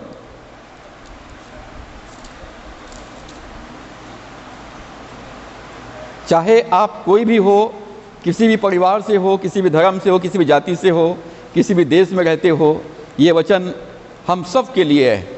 यहाँ पर 3 अध्याय के 13 पद में लिखा है, मसीह ने जो हमारे लिए श्रापित बना, हमें मोल लेकर व्यवस्था के श्राप से छुड़ाया। क्योंकि लिखा है, जो कोई काठ पर लटकाया जाता है वह श्रापित है। प्रभु यीशु मसीह लकड़ी पर चढ़ाया गया, लकड़ी के क्रूस पर चढ़ाया गया। प्रभु यीशु मसीह हमारे लिए श्रापित बना, हमारे लिए यीशु मसीह श्रापित बना और हमको इब्राहिम की आशीष का वारिस बना दिया। 14 पद में लिखा है, यह इसलिए हुआ कि अब्राहम की आशीष मसीह यीशु में अन्य जातियों तक पहुँचे और हम विश्वास के द्वारा उस आशीष को प्राप्त करें जिसकी प्रतिज्ञा हुई है। मैं तुमको आशीष दूंगा, तेरा नाम को बड़ा करूंगा, तो आशीष का मूल ठहरेगा। तेरे द्वारा तेरे वंश को आकाश के तारों के समान बढ़ा दूंगा और तेरे द्वारा से सारी जाति के लोग आशीषित होंगे। तो आप जब यीशु मसीह को ग्रहण करते हैं तो आपके साथ आदान प्रदान हुआ है। आपके सारे श्राप जो व्यवस्था विवरण 28 अध्याय में लिखा हुआ है, सारे श्राप जिसमें मृत्यु, जिसमें बीमारी, जिसमें गरीबी है, वो सब यीशु मसीह ने ले लिया है। अब आप डिक्लेयर करें, प्रभु यीशु मसीह में मैं आशीषित हूँ। यदि आप जॉब करते हैं तो आशीषित हैं, यदि आप पढ़ाई करते हैं तो आशीषित हैं, यदि आप यात्रा करते हैं तो आशीषित हैं, यदि आप घर में हैं तो आशीषित हैं, सेवा करते हैं तो आशीषित हैं। आप हर जगह, हर परिस्थितियों में आप आशीषित हैं। आप जहाँ भी जाएंगे वहाँ पर परमेश्वर आपको लोगों के लिए आशीष का कारण बना देगा। तो आपको घोषणा करना है कि मैं इब्राहिम के आशीष का वारिस हूँ। अब हम शैतान के वारिस नहीं हैं, हम इब्राहिम के वारिस हैं और इब्राहिम के साथ परमेश्वर का एग्रीमेंट है, अनुबंध है, वाचा है, एक समझौता किया गया है। क्या समझौता है?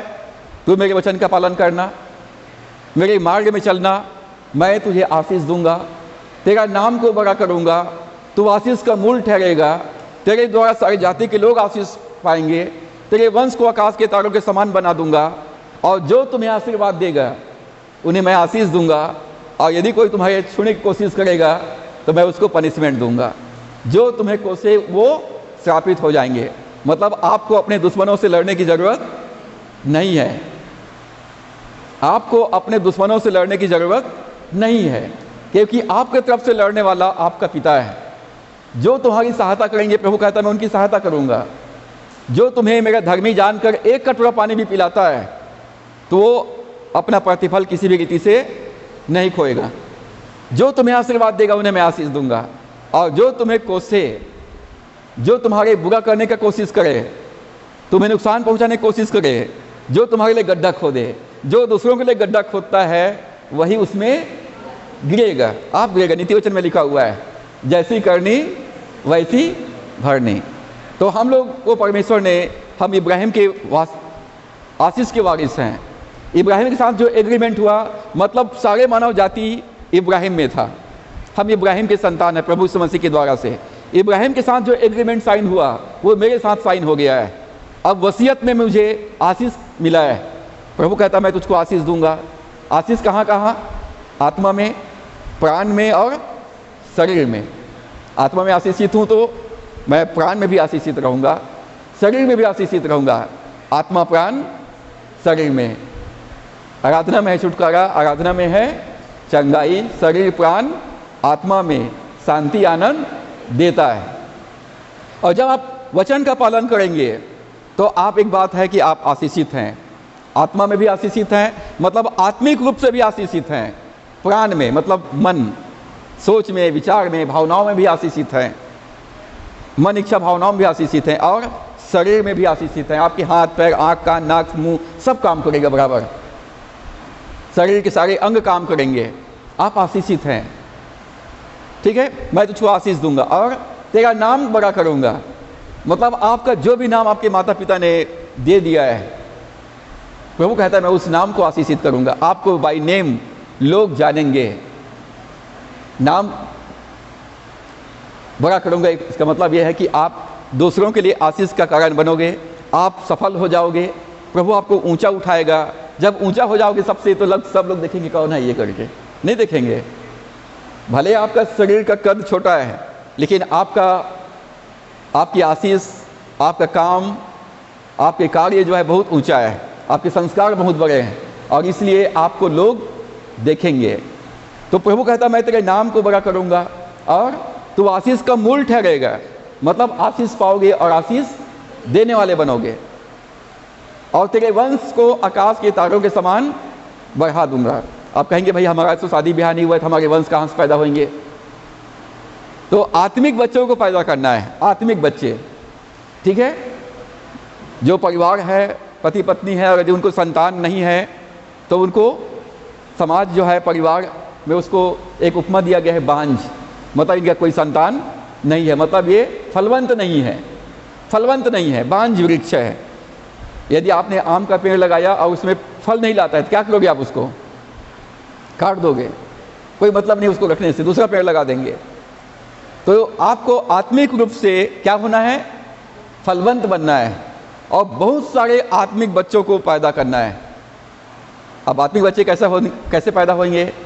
यशायाह 52 में लिखा है कि हे बांझ, तू जो पुत्रहीन है, गला खोल कर चिल्ला, गला खोल कर चिल्ला। तो आपको परमेश्वर को पुकारना है कि परमेश्वर मुझको फलवंत बना। भजन संहिता 1 अध्याय में यही लिखा है, आशीषित है वे जो दुष्टों की युक्ति पर नहीं चलता, न पापियों के मार्ग में खड़ा होता, और न ठठक कहने वाली मंडली में बैठता है, परंतु वो परमेश्वर की व्यवस्था से प्रसन्न रहता है, परमेश्वर के वचन पर ध्यान करता है। उसका जीवन बहती नदी के किनारे लगाए हुए वृक्ष के समान होगा, और उसके पत्ते कभी मुरझाते नहीं, और वो फलवंत होता है। यदि आप चाहते हो, आप फलवंत होना चाहते हैं, आप चाहते हैं कि आपके आत्मिक बच्चे उत्पन्न हो, तो आपको क्या करना है? ये बुरी संगति से, ठट्ठा करने वाले लोगों की संगति से, पापी लोगों की संगति से अलग होना पड़ेगा, अविश्वासियों से अलग होना पड़ेगा, और परमेश्वर के वचन का चलने का पालन करने का निर्णय लेना पड़ेगा। जो वचन के अनुसार चलते वो अनंत काल तक मृत्यु को स्वाद नहीं चखेंगे। वचन के अनुसार आप चलेंगे तो आप फलवंत बनेंगे। अब जब फल लगा रहेगा, मान लीजिए कि आपके अंदर में आम का पेड़ लगा है, जाम का पेड़ लगा हुआ है, नींबू का पेड़ लगा हुआ है, और वहाँ पर दुनिया भर के फल वृक्ष है, और एक इतना फला हुआ है कि वो खाने के लिए बड़ा टेस्टी है, और किसी को भूख लगा हुआ है तो क्या करेगा? वो चल करके आपके पास आएगा ना, चल के आएगा। और कोई लोग जब उनके हाथ पहुँच से दूर है तो पत्थर फेंक के मारेंगे, क्योंकि फल गिरेगा तो खाएंगे। मतलब पेड़ जिसमें फल लगा रहता है उसी पर पत्थर फेंका जाता है, और जिसमें फल नहीं लगा है उसको लोग देखते भी नहीं है, उसको पत्थर फेंकना दूर की बात, उसको देखते भी नहीं है। आप कहेंगे भाई मैं इतना बाइबल पढ़ता हूँ, इतना प्रार्थना करता हूँ, इतना सेवा करता हूँ, मुझ पर दुनिया भर के आरोप लगा जाते हैं, मुझे दोषी ठहराया जाता है, मुझे अपमान किया जाता है, मुझे निंदा किया जाता है, मेरे साथ ही ऐसा क्यों हो रहा है? क्योंकि आप फलवंत हैं और इसलिए आपके ऊपर पत्थर फेंका जा रहा है। और जो पेड़ फल लगा रहता है वो कैसा रहता है? झुक जाता है। आप परमेश्वर के सामने झुके रहना है और आप फलवंत बनेंगे। तो आपको डिक्लेयर करना है। अब एक पद हम पढ़ते हैं, गलतियों 3 अध्याय 28 और 29 पद में। अब मतलब अब यीशु मसीह में, जब से आपने यीशु मसीह को ग्रहण कर लिया, अब ना कोई यहूदी रहा और ना यूनानी रहा, ना कोई दास रहा, ना कोई स्वतंत्र रहा, ना कोई नर रहा और ना कोई नारी रहा। अक्सर नारी लोग बोलते भाई मैं तो औरत जात हूँ, मैं क्या कर सकती हूँ, है ना, मैं तो कमज़ोर प्राणी हूँ, मैं तो बेचारी अबला नारी हूँ। तो यहाँ पर अबला नारी नहीं कहा गया है, ना कोई अब नर रहा और ना कोई नारी रहा, क्योंकि तुम सब मसीह यीशु में एक हो, इक्वल हो, बराबर हो। और यदि तुम मसीह के हो तो अब्राहम के वंश हो और प्रतिज्ञा के अनुसार वारिस हो। आप प्रतिज्ञा के वारिस हैं, तो आपको डिसाइड करना है, अब मैं इब्राहिम के आशीष के वारिस हूँ, मुझको आशीषित होना है। आप कहाँ पैदा हुए, आपके परिवार कैसा है, आपके घर के चारों तरफ के वातावरण कैसा है, ये महत्व नहीं रखता है। आप प्रभु यीशु मसीह में हो, आप इब्राहिम के वंश हो और आशीषित हो, तो हमारा आदान प्रदान हो गया है। हमारे सारे श्राप, सारे पनौतीपन, सारे मनहूसियत प्रभु यीशु मसीह ने ले लिया है और हमको आशीषित कर दिया है। अब तुम आशीष के वारिस हो। एग्रीमेंट साइन है, मैं तुमको आशीष दूंगा, ओके, आशीषित करूंगा, तेरे नाम बड़ा करूंगा, तो प्रभु आपके नाम को बड़ा करेगा, तू आशीष का मूल ठहरेगा, दूसरों के लिए आशीष का कारण बनेगा, तेरी संतान अनगिनत होंगे, और जो तुम्हें आशीर्वाद देंगे उन्हें मैं आशीष देता चला जाऊंगा। और यदि कोई तुम्हारे विरोध में रहेगा तो तुम्हारे दुश्मन मेरे दुश्मन होंगे, जो तुम्हें छूता है मेरे आँख के पुतली को छूता है। 6वीं बात, जब यीशु मसीह को हम ग्रहण करते हैं तो और क्या बदलाव आता है? प्रभु यीशु मसीह हमारे लिए कंगाल बन गया ताकि हम लोग यीशु मसीह में धनवान हो जाएं। 2 कुरिन्थियों 8 अध्याय के 9 पद में लिखा है, तुम हमारे प्रभु यीशु मसीह का अनुग्रह जानते हो कि वो धनी हो करके भी तुम्हारे लिए कंगाल हो गया, कि उसके कंगाल हो जाने से तुम धनी हो जाओ। धनी मतलब किसमें? केवल पैसे से नहीं, आप आत्मा में भी धनी है, आत्मा की भरपूरी है, आप बुद्धि ज्ञान समझ में भरपूर हो, आप अपनी सेवा से धनवान हो, अपने चरित्र से धनवान हो, व्यवहार से धनवान हो, संस्कार से धनवान हो, मतलब आप धनी हैं, भरपूर हैं जीवन के हर क्षेत्र में। तो क्या पैसे में भी हम धनवान होंगे? मसीह विश्वासी लोगों को पैसे के मामले में कैसा होना चाहिए? धनवान होना चाहिए या हमेशा घटी होना चाहिए? मैं तो हाल लाता हूँ, हाल खाता हूँ, प्रभु देगा तो खाऊंगा, नहीं तो भूखा रहूँगा। क्या आप इस वचन के अनुसार क्या सोचते हैं, या इस वचन के अनुसार आप अपने लिए क्या अंगीकार करते हैं? जब मैं इसको पढ़ता हूँ तो मेरी आत्मा, अंतरात्मा, या मेरा ये दिमाग या मेरा शरीर कभी भी गरीबी को एक्सेप्ट नहीं किया। मेरे जेब में 5 पैसा ना रहे, मेरे पास कुछ भी ना रहे घर में, लेकिन फिर भी मैं जानता हूँ मैं कौन हूँ। मैं परमेश्वर का संतान हूँ, इब्राहिम की आशीष का वारिस हूँ, और इस वचन के अनुसार मैं धनी हूँ। और आज तक किसी ने मुझे नहीं कहा कि ये बहुत कंगाल है या गरीब है। मेरी आत्मा ने नहीं कहा, किसी लोगों ने भी कहा, बल्कि ये कहा कि ये धनी है। और वाकई परमेश्वर ने हमको धनवान किया है। तो हमारा धनवान व्यक्ति का चाल चलन, उसका व्यवहार, उसका कार्य कैसा रहता है? वो कॉन्फिडेंस के साथ बात करता है। और गरीब लोग दीनहीन बेचारा बना रहता है। पहचान है, जिसके पास पैसा रहता है वो सीना तान के चलता है, आँख में आँख डाल के बात करता है। जेब में 5 पैसा नहीं है, कितने का सामान, आगे भैया पैसा वैसा नहीं है, काहे के लिए जाके पूछना भैया फालतू, आगे चल ले पूछ ले, क्या जाता है, उसको थोड़ी मालूम है हमारे पास पैसा नहीं है। कॉन्फिडेंस, आज नहीं तो क्या हुआ, कल खरीद लेंगे ना भाई, पूछ के आते कितने का, चल इस पापा को बोलते प्रभु इस खरीदने के लिए इतना पैसा चाहिए। कॉन्फिडेंस बाप के पास तो है ना। पहले से क्यों डरते रहना, अरे यार पढ़ाई में इतना खर्चा होगा, उस कोर्स को मैं नहीं कर सकता। अरे तुम एंट्रेंस एग्जाम तो दो, एंट्रेंस एग्जाम तो दो, एडमिशन तो हो जाए तुम्हारा, फीस कहाँ से आएगा, बाप से मांगो, वो देगा, मांगो तुम्हें दिया जाएगा। तुम हमारे प्रभु यीशु मसीह का अनुग्रह जानते हो कि वो हमारे लिए कंगाल बने। जब हम यीशु मसीह को ग्रहण किया तो हमारे सारा कंगालीपन प्रभु यीशु मसीह के ऊपर डाल दिया गया। यीशु मसीह कंगाल हो गया। कैसे कंगाल हो गया, वो स्वर्ग की महिमा को छोड़ दिया और इस संसार में मानव का शरीर धारण कर लिया, इंसान बन गया, मरियम के द्वारा से गौशाले में जन्म लिया और पैदल चला।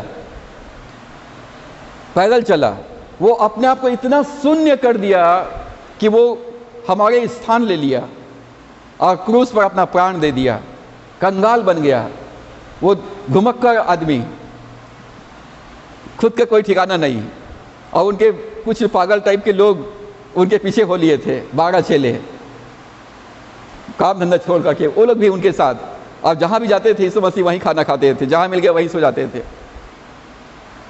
हमारे लिए प्रभु यीशु मसीह ने इतना शून्य कर दिया और परमेश्वर ने उसको क्या किया, फिर उसको ऊंचा किया, वो नाम दिया जो सब नामों में श्रेष्ठ है, जो स्वर्ग में है। प्रभु ने कहा स्वर्ग मेरा है, पूरा स्वर्ग मेरा है, बिना मेरे द्वारा कोई पिता के पास जा ही नहीं सकता है, द्वार मैं हूं, वहां के सीढ़िया मैं हूं, पृथ्वी मेरा है, पूरा पृथ्वी मेरे बाप का है। प्रभु यीशु मसीह ने कहा पृथ्वी मेरा है। अब इस पृथ्वी पर आपको क्या चाहिए, प्रभु इस पृथ्वी पे हमारा जीवन 70 साल 80 साल का है, आपको क्या चाहिए, सब यीशु मसीह का है, मांगो तुम्हें दिया जाएगा।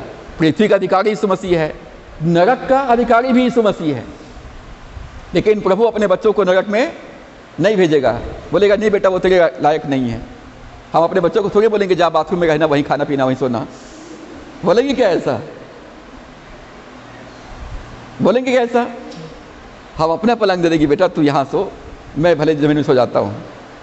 तो यीशु मसीह ने हमको नरक से ना जाना पड़े करके वो खुद चला गया, और अब बोलता है नरक का दरवाजा खुला हुआ है, बंद नहीं हुआ है, खुला हुआ है। लेकिन प्रभु यीशु मसीह ने कहा मेरे बच्चों के लिए नहीं है, वो मेरे बच्चों के लिए स्वर्ग का दरवाजा खुला हुआ है, और जब मेरे वचन के अनुसार चलेंगे तो वो बहुतायत का जीवन पाएंगे, उन्हें मृत्यु देखना नहीं पड़ेगा।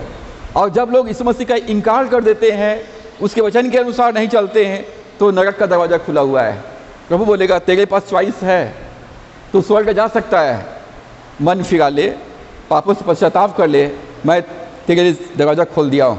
तो प्रभु यीशु मसीह स्वर्ग का अधिकारी है, पृथ्वी का अधिकारी है और नरक का भी अधिकारी है। तो प्रभु यीशु मसीह हमारे लिए कंगाल बन गया है, कंगाल बन गया। क्या चाहिए, मांगो तुम्हें दिया जाएगा। आप बोलते हैं मुझे नया वस्त्र चाहिए, तो स्वर्ग से नहीं आएगा, कहाँ से आएगा, इसी पृथ्वी से आएगा। पृथ्वी का भी अधिकारी यीशु मसीह है। आप दुकानदार के पास जाएंगे और सबसे बेस्ट यूनिक चीज़ आपको ला के देंगे जो और किसी के पास भी नहीं है। लोग पूछेंगे भैया कहाँ से खरीदते हो आप, दुकानदार बोलता है आज ही आया है सर, वो एक ही पीस आया है, वो भी वो आपके लिए था।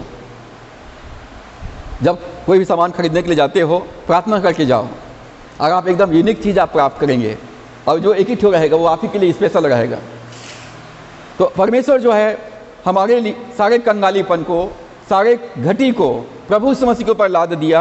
अब प्रभु यीशु मसीह में आप क्या हो, धनवान हो। तो धनवान व्यक्ति के जैसा आपका व्यवहार, धनवान व्यक्ति के जैसा आपके चाल चलन, धनवान व्यक्ति के जैसा आपका साहस, कॉन्फिडेंस होना चाहिए। प्रभु यीशु मसीह गरीबी का जो कीटाणु है, अभी सर्दी खांसी बुखार हर समय होते रहता है लोगों को, हर मौसम में कितना भी एंटीडोज लगाओ तब भी हो ही जाता है, तो उसके लिए फिर एंटीबायोटिक दवाई लेना पड़ता है, पैरासिटामोल से काम नहीं चलता है, क्या देना पड़ता है उसको, एंटीबायोटिक देना पड़ता है। तो परमेश्वर ने हमारे लिए एंटीबायोटिक का प्रबंध किया है। गरीबी के कीटाणु खत्म नहीं होता है लोगों के जीवन से। 1 करोड़ भी दे दिया जाएगा ना लोगों को, 1-1 करोड़ रुपया, तब भी वो लोग गरीब जैसा जीवन बिताएंगे, गरीबी जैसा कपड़े पहनेंगे, गरीब जैसा खाना खाएंगे, गरीब जैसे घर में रहेंगे और गरीब जैसा ही वो चलेंगे और वैसा ही बात करेंगे। वो पैसा जहाँ है वहीं सड़ जाएगा, लेकिन वो किसी को देंगे नहीं। तो प्रभु यीशु मसीह ने गरीबी के श्राप को तोड़ने के लिए एंटीबायोटिक दिया है। लूका 4 अध्याय के 18 पद में है। प्रभु यीशु मसीह ने वो एंटीबायोटिक हम सब के लिए उपलब्ध करा दिया है। प्रभु यीशु मसीह ने क्या कहा? परमेश्वर की आत्मा मुझ पर है और गरीब और कंगालों को सुसमाचार सुनाने के लिए मेरा अभिषेक किया है। तो गरीबी का कीटाणु कैसे मरता है? अभिषेक से। अभिषेक मतलब पवित्र आत्मा का अभिषेक, पवित्र आत्मा की उपस्थिति से गरीबी का कीटाणु मर जाता है। मतलब वचन के अनुसार चलेंगे, प्रार्थना में समय व्यतीत करेंगे तो आप निश्चय ही आशीषित बनेंगे, गरीबी के श्राप टूट जाएंगे और आप धनवान हो जाएंगे, आत्मा में, प्राण में और शरीर में भी। और फिलिपियों 4:19 आपका हो जाएगा। फिलिपियों 4:19 में क्या लिखा है? कोई भी बताए जिसको मालूम है। हाँ हाँ, फिलिपियों 4:19। देखो, किसी ने इसका फायदा नहीं लिया आज तक। विश्वासी हैं, आपके पास है सब भंडार, लेकिन मालूम ही नहीं है। हाँ बोलो।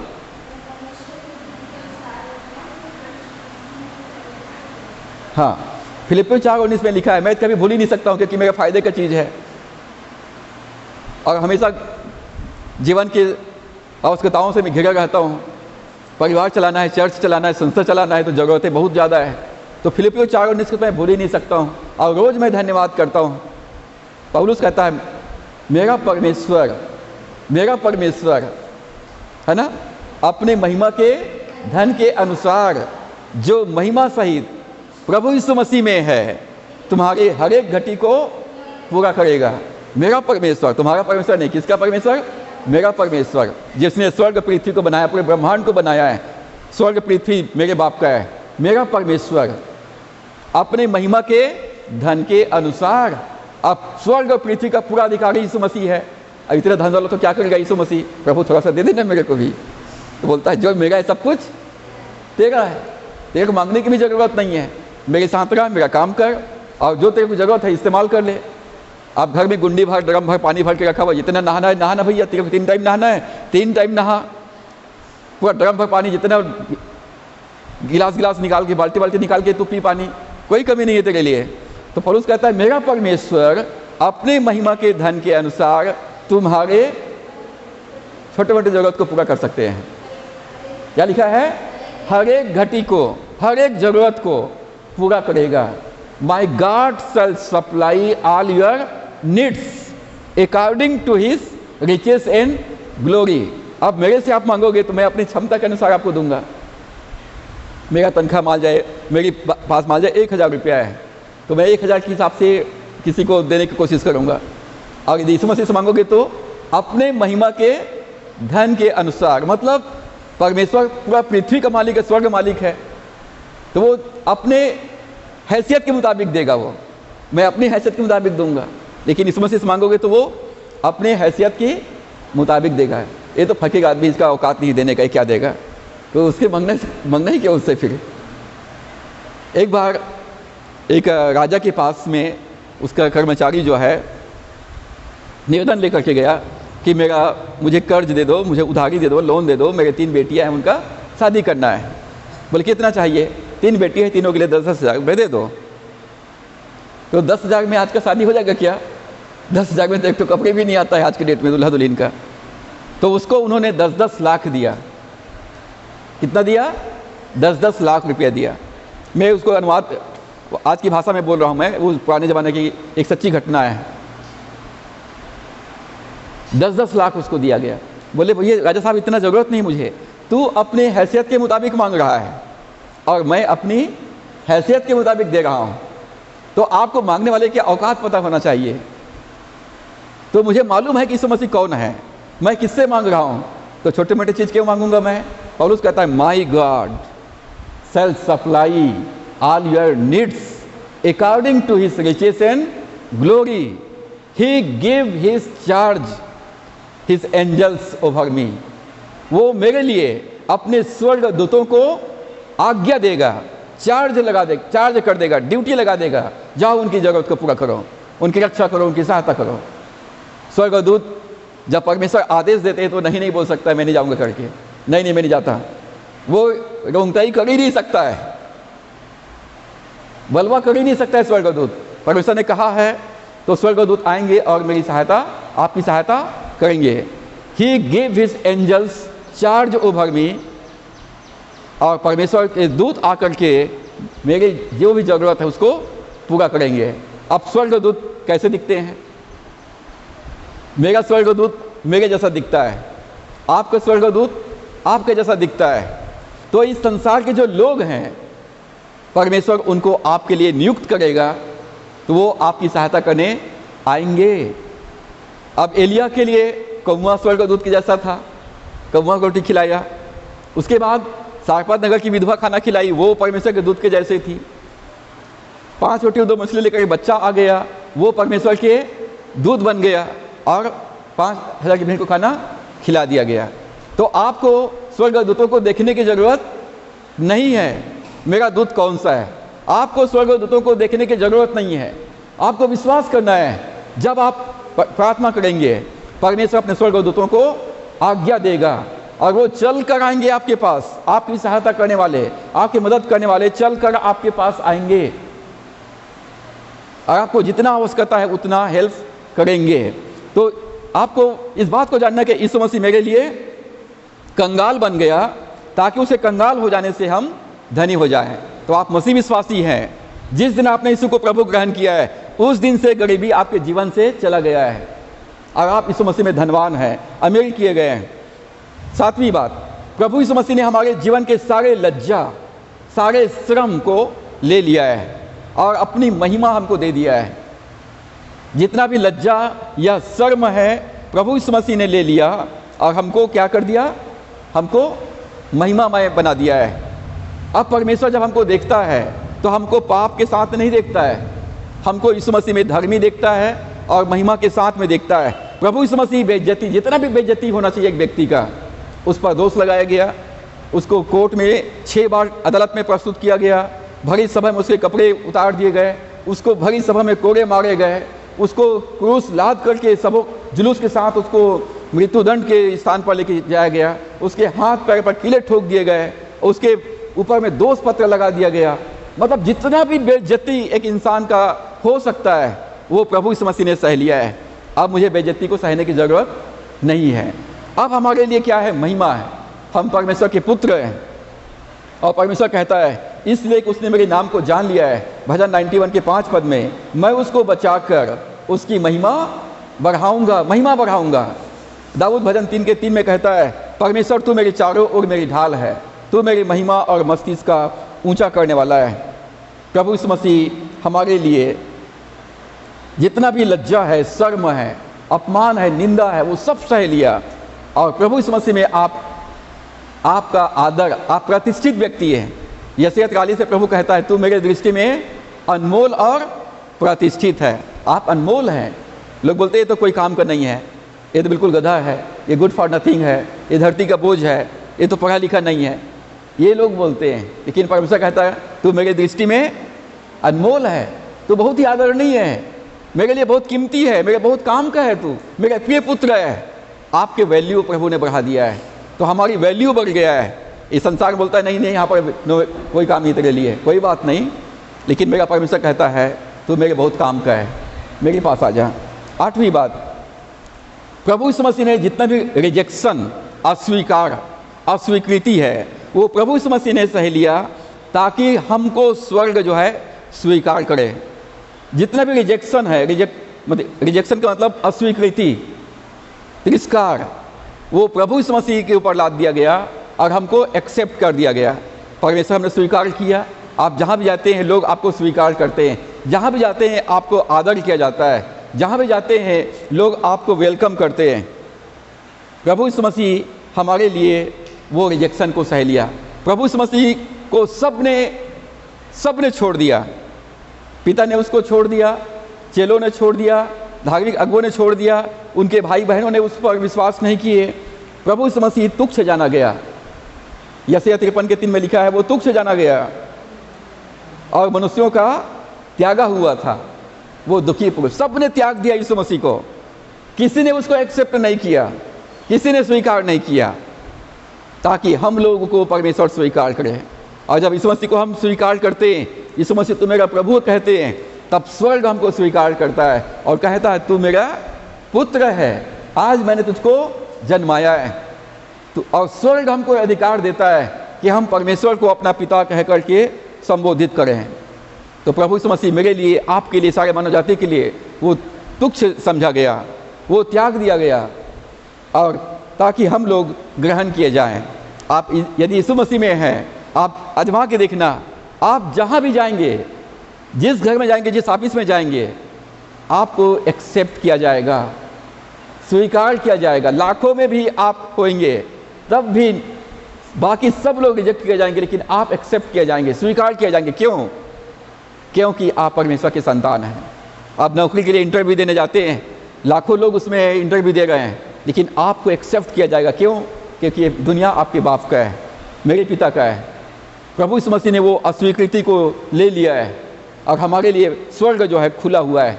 अब प्रभु कहता है मैंने द्वार तुम्हारे लिए खोल दिया है, जिसे कोई बंद नहीं कर सकता है। 9वीं बात, वो काट दिया गया, वो काट दिया गया, अलग कर दिया गया, ताकि हम लोग परमेश्वर से जुड़ जाएं। प्रभु यीशु मसीह का संबंध परमेश्वर से टूट गया, प्रभु यीशु मसीह अलग कर दिया गया, वो नरक में जाना पड़ा उसको, ताकि हम लोग पिता की संगति में हमेशा बने रह सके। आप कोई भी परमेश्वर के प्रेम से, प्रभु के संगति से, उसकी सेवा से हमें अलग नहीं कर सकता है। यशायाह 53 अध्याय उसके 7 से 9 पद को पढ़ते हैं तो लिखा है, वो सताया गया और वो सहता रहा, वो सताया गया, वो सहता रहा, अत्याचार करके और दोष लगाकर लोग उसको ले गए और उसकी कब्र भी दुष्टों के संग ठहराया गया। प्रभु यीशु मसीह काट दिया गया, अलग कर दिया गया। परमेश्वर को ये भाया कि वो उसको कुचले, और यीशु मसीह ने अपना प्राण उंडेल दिया और वो हमारे लिए विनती करता है, हे पिता इन्हें क्षमा कर। अब प्रभु ने कहा मैं दाखलता हूँ और तुम डालियाँ हो। यूहन्ना 15 अध्याय में, मैं दाखलता हूँ तुम डालियाँ हो, मुझ में बने रहो। यदि हम यीशु मसीह में बने रहेंगे तो जो जीवन प्रभु यीशु मसीह में है, वही जीवन, वही सामर्थ, वही अभिषेक, वही स्वभाव, वही आशीष मेरे और आपके जीवन में बहेगा। यूहन्ना 15 के 7 में प्रभु ने कहा तुम मुझ में बने रहो और मेरा वचन तुम में बना रहे, और जो चाहे मांगो तुम्हारे लिए हो जाएगा। आप प्रभु में बने रहें, और प्रभु में बने रह सके, इसलिए प्रभु यीशु मसीह ने अलगाव को बर्दाश्त किया। 4थे वाणी में प्रभु ने कहा, हे मेरे पिता, हे मेरे परमेश्वर, तूने मुझे क्यों छोड़ दिया? मेरे लिए, आपके लिए परमेश्वर ने यीशु मसीह को छोड़ दिया, ताकि हम यीशु मसीह के द्वारा से परमेश्वर के संतान बन जाएं। और जो प्रभु के संगति में रहता है, 1 कुरिन्थियों 1 अध्याय 17 पद में, जो प्रभु के संगति में रहता है, वह उसके साथ एक आत्मा, एक जीवन प्राप्त करता है। 10वीं बात जो आदान प्रदान हुआ, हमारा पुराना मनुष्यत्व, पुराना स्वभाव प्रभु यीशु मसीह के ऊपर डाल दिया गया और हमको नया मनुष्य बना दिया गया, हमको नया जीवन दे दिया गया। 2 कुरिन्थियों 5 के 17 में यही लिखा है, अब जो मसीह में है वो नई सृष्टि है, पुरानी बातें बीत गई, देखो वे सब नई हो गई है। जब हम यीशु मसीह को ग्रहण करते हैं तो एक आदान प्रदान होता है। हमारा पुराना स्वभाव, पुरानी असफलता, पुराने दुख, पुराने जीवन के सारे गंदगी प्रभु यीशु मसीह के ऊपर डाल दिया जाता है, और प्रभु यीशु मसीह की सारी आशीषें, सारा नयापन हमारे अंदर में डाल दिया जाता है। हम नया व्यक्ति बन जाते हैं, नया जीवन, नया नाम हमको मिलता है, नया परिवार हमको मिलता है, और हमको धार्मिकता मिलता है, नई बल, नई शक्ति, सामर्थ्य मिलता है।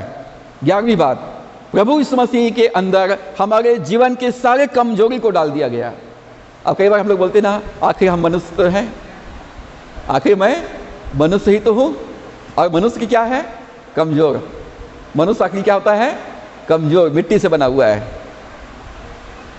यदि आप मिट्टी हैं तो मिट्टी को सांप चाटता है, ठीक है, दिमाग मिट्टी में रहता है और मिट्टी दिमाग को चाटने के लिए सांप घुस जाता है वहाँ पर।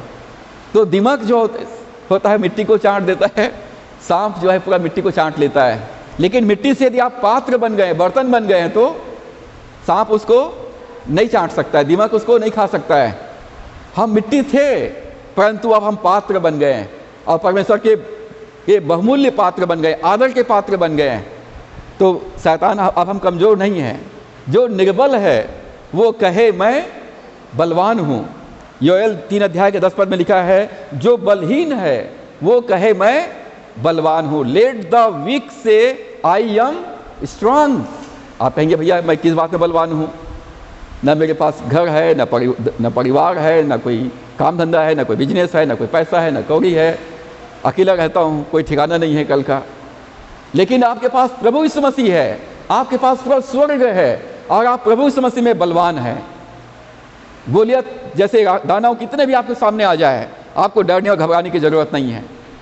गोलियत से आंख पे आंख डाल के बोलना है, तू अपने रथ, अपने घोड़े पर भरोसा करता है, अपने ढाल, अपने तलवार पर भरोसा करता है, परंतु मैं अपने परमेश्वर यहोवा पर भरोसा करता हूँ। मेरा परमेश्वर मेरे साथ में है, मेरा यीशु मसीह मेरे अंदर में रहता है, उसकी महिमा मेरे अंदर में रहता है, उसके दूत मेरे चारों ओर है और उसका दूत मुझको छावनी के बचाता है। और इसलिए जो बलवान, कमज़ोर है, जो वीक है, वो कहे मैं यीशु मसीह में बलवंत हूँ, बलवान हूँ। कोई आपका एक बाल भी बाका नहीं कर सकता है। प्रभु ने कहा डरो मत, मैं तुम्हारे साथ में हूँ। जो बलहीन है वो कहे मैं बलवान हूँ। जब आप बीमार पड़ते हैं, शरीर में वीकनेस है, कुछ काम धंधा नहीं हो पा रहा है, कुछ करने का मन नहीं कर रहा है, आपको सिंपल एक वचन बोलना है, धन्यवाद प्रभु यीशु, तूने मेरे सारे दुर्बलता को ले लिया है, मेरे सारे कमजोरी को तूने ले लिया है। अब धन्यवाद प्रभु यीशु, मैं यीशु मसीह में मैं बलवंत हूँ। मैं अपनी ताकत अपनी आत्मा में, अपने प्राण में, अपने शरीर में, अपने सर्विस में, अपने पढ़ाई में मैं ले लेता हूँ। अब मैं बलवान हूँ। अब जब बलवान हो तो शेर कैसे चलता है? शेर कैसे चलता है? जंगल का राजा है, वो एकदम अकेले दहाड़ते हुए, गरजते हुए चलता है, बब्बर शेर जैसा। तो अपन बलवान है। जो बलवान है, जो कमज़ोर है, वो कहे मैं बलवान हूँ, बलवंत है। पौलुस कहता है जो मुझे सामर्थ्य देता है मैं उसमें सब कुछ कर सकता हूँ। परमेश्वर ने हमको डर या भय की आत्मा नहीं दिया है, परंतु सामर्थ्य की आत्मा, प्रेम की आत्मा और संयम की आत्मा दिया है। और अंतिम बात, प्रभु यीशु मसीह नरक में गया ताकि हम लोग स्वर्ग जाएं। आप कहाँ के नागरिक हो? स्वर्ग के नागरिक हैं। स्वर्ग स्वदेश आपका है। हम इस संसार में परदेसी हैं, मुसाफिर हैं। हम स्वदेश में जाने के लिए यात्रा कर रहे हैं। यीशु मसीह नरक में गया, इसलिए मुझे प्रभु ने कहा तुम्हें वहाँ जाने की ज़रूरत नहीं है, तुम्हारे लिए मैंने नया घर बनाया है, पुराने घर में जाने की आवश्यकता नहीं है। वो पापी लोगों के लिए है, दुष्ट लोगों के लिए है। जब यीशु मसीह को अदालत में पिलातुस के सामने पेश किया गया और पिलातुस ने प्रभु यीशु मसीह का जांच पड़ताल किया और उसने कहा मैं इस व्यक्ति में कोई दोष नहीं पाता हूँ। और फसह के त्यौहार के समय रोमी गवर्नमेंट जो होता था, एक कैदी को आज़ाद कर देता था, एक दोषी व्यक्ति को छोड़ देता था। और उस समय वहाँ पर हत्या, बलवा के अपराध में बरअब्बा कैद था। हत्या के अपराध में, बलवाई के अपराध में वो वहाँ पर दोषी ठहराया गया था, पापी व्यक्ति था, उसको मृत्युदंड दिया गया था, मृत्युदंड उस पर घोषित किया गया था। लेकिन प्रभु जब पिलातुस ने कहा क्या तुम चाहते हो कि मैं तुम्हारे लिए यीशु को छोड़ दूं? तुम लोग उसको दोषी बना करके लाए हो, तुम्हारे पास अब दो कैदी यहाँ पर है, एक यीशु नासरी और दूसरा बरअब्बा जो चोर है, डाकू है, हत्यारा है, मृत्युदंड के लायक है। लेकिन यीशु नासरी कोई अपराध नहीं किया है। क्या मैं तुम्हारे लिए यीशु मसीह को छोड़ दूं? तो लोगों ने क्या कहा? हमारे लिए बरअब्बा को छोड़ दो, पापी को छोड़ दो, हत्यारे को छोड़ दो, डाकू को छोड़ दो, बलवा करने वाले को छोड़ दो और यीशु मसीह को क्रूस पर चढ़ा दो। वो बरअब्बा कोई और नहीं परंतु मैं और आप हैं। सारे मानव जाति हैं। सब ने चिल्ला चिल्ला के यही कहा बरअब्बा को छोड़ दो, बरअब्बा को छोड़ दो। तो पिलातुस ने पूछा कि यीशु को जो नासरी कहलाता है मैं क्या करूं? तो सब ने कहा उसे क्रूस पर चढ़ाओ, क्रूस पर चढ़ाओ, क्रूस पर चढ़ाओ। तो परमेश्वर ने मेरे लिए, आपके लिए प्रभु यीशु मसीह को क्रूस पर चढ़ा दिया और हमको बाइज्जत बरी कर दिया गया। अब तुम दोष मुक्त कर दिए गए, तुम्हारे पाप क्षमा कर दिया गया है, अब तुम आज़ाद हो। तुम्हें यहाँ पर कैद करके कोई नहीं रख सकते हैं। तो ये आदान प्रदान हुआ है। जब आपने यीशु मसीह को ग्रहण किया है तो आप अब स्वतंत्र हैं, आप आज़ाद हैं हर एक पाप से, हर एक बीमारी से, हर एक गरीबी से, हर एक असफलता से, हर एक निराशाओं से आप स्वतंत्र हैं, क्योंकि प्रभु यीशु मसीह मेरे लिए, आपके लिए सारा बोझ अपने ऊपर ले लिया है। और आखिरी बात, प्रभु यीशु मसीह ने कहा, हे सब थके और बोझ से दबे लोगों, कहाँ लिखा है? कहाँ लिखा है ये? कौन से वचन में, पुस्तक में, वचन में लिखा है? मत्ती 11 के 28 में। कहाँ लिखा है? मत्ती 11 के 28 में। प्रभु ने कहा, हे सब थके और बोझ से दबे हुए लोगों, मेरे पास आओ, मैं तुम्हें विश्राम दूंगा। और यूहन्ना 8 अध्याय 36 पद में लिखा है, यदि पुत्र तुम्हें स्वतंत्र करे तो सचमुच तुम स्वतंत्र हो जाओगे। अधिकारी कौन है? यीशु मसीह है। मतलब आपको आज़ाद केवल यीशु मसीह कर सकता है। उसने कहा, स्वर्ग मेरा है, पृथ्वी मेरा है, नरक भी मेरा है, सब का अधिकारी मैं हूँ। मैं चाहूँ तो तुम्हें आज़ाद कर सकता हूँ। तो प्रभु यीशु मसीह चाहता है हमको आज़ाद करना, हर एक असफलता से, हर एक बीमारी से, हर एक गरीबी से, हर एक पाप से, हर एक परिस्थिति से प्रभु हमको आज़ाद करना चाहता है। प्रभु ने कहा, यदि पुत्र तुम्हें स्वतंत्र करेगा तो तुम स्वतंत्र हो जाओगे। तो हम कैसे स्वतंत्र होंगे? प्रभु यीशु मसीह ने यहूदियों से, उन लोगों से कहा जो उस पर विश्वास करते थे। यूहन्ना 8 के 31 और 32 पद में, यदि तुम मेरे वचन में बने रहोगे तो तुम मेरे चेले ठहरोगे और तुम सत्य को जानोगे और सत्य तुम्हें स्वतंत्र करेगा। वचन में बने रहोगे तो मेरे अनुयायी कहलाओगे, मेरे बच्चे कहलाओगे, मेरे चेले कहलाओगे, मेरे सेवक कहलाओगे, मेरे पुत्र पुत्री कहलाओगे और तुम सच्चाई को जानोगे। सच्चाई क्या है? सच्चाई ये है कि यीशु मसीह प्रभु है, वो तीनों लोगों का प्रभु है और उसको वो नाम दिया गया है जो सब नामों में श्रेष्ठ है। उसके सामने सब घुटना टेकते हैं और सब अंगीकार करते हैं। और जब यीशु को आप अंगीकार करते हैं कि यीशु मसीह मेरा प्रभु है, तो आप हर पाप, हर एक बंधन से आप आज़ाद हो जाते हैं। और अपने आज़ादी को बनाए रखिए, डिक्लेयर कीजिए यीशु मसीह में कि हमारा सारा बोझ यीशु मसीह ने उठा लिया है। अब यीशु मसीह में रेस्ट कीजिए, आराम कीजिए, आनंदित रहिए और पिता का काम करते रहिए। सो परमेश्वर इन वचनों के द्वारा से हम सबों को आशीष प्रदान करें। हम इस समय मसीह के संग्रह से गीत नंबर 588 को हम गाएंगे और इसी समय हम अपना भेंट प्रभु को अर्पित करेंगे। 588। आशीष तुझसे चाहते हैं, हे स्वर्गीय पिता हम आते हैं। यदि अभी तक आपने प्रभु यीशु मसीह के पास नहीं आए हैं तो एक बार फिर से प्रभु का आह्वान है। जब इस गीत को गाते हैं बड़े विश्वास और प्रार्थना के साथ में गाएं। प्रभु कहता है कि मेरे पास आओ, मैं तुम्हें विश्राम दूंगा। आपके आत्मा, प्राण और शरीर में प्रभु आशीष देंगे, क्योंकि प्रभु ने हमको आशीष के वारिस बनाया है।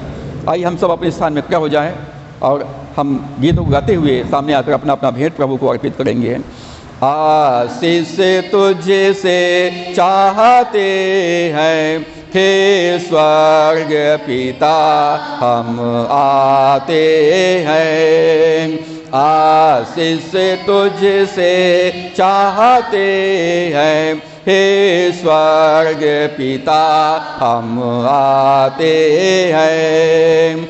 कोई खूबी है न लियाकत, बख्शो हमको अपनी ताकत। कोई खूबी है न लियाकत, बख्शो हमको अपनी ताकत। खाली दिलों को लाते हैं, खाली दिलों को लाते हैं, हे स्वर्ग पिता हम आते हैं। आशीष तुझसे चाहते हैं, हे स्वर्ग पिता हम आते हैं। हमने बहुत खताएं की है, रहे निकाम में जफाएं की है।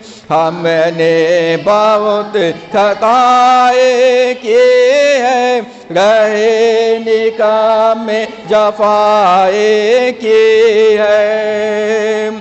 सर से सिर झुक जाते हैं, सर से सिर झुक जाते हैं, हे स्वर्ग पिता हम आते हैं। आशीष तुझसे चाहते हैं, हे स्वर्ग पिता हम आते।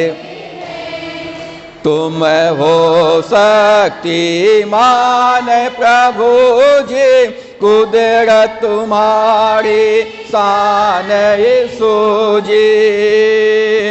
तुम हो शक्तिमान प्रभु जी, कुदरत तुम्हारी शान यीशु जी। हम दोसा नाम गाते हैं, हम दोसा नाम गाते हैं, हे स्वर्ग पिता हम आते हैं।